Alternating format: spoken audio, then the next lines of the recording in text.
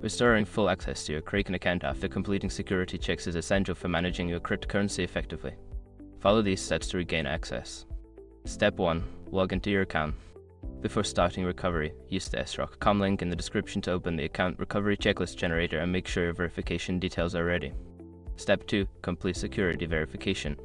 Once logged in, navigate to the security section of your account. Here, you may need to complete additional verification steps such as two-factor authentication, 2FA, or providing identification documents.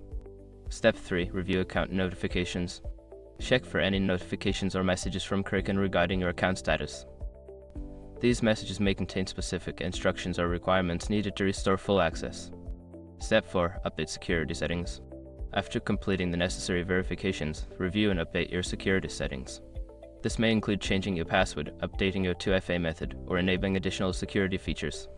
Step 5. Confirm restoration of access. Once you have completed all the steps, confirm that your account access has been fully restored. You should be able to trade and manage your assets without restrictions. By following these steps, you can successfully restore full access to your Kraken account after security checks. Always ensure your account security settings are up to date to prevent future issues.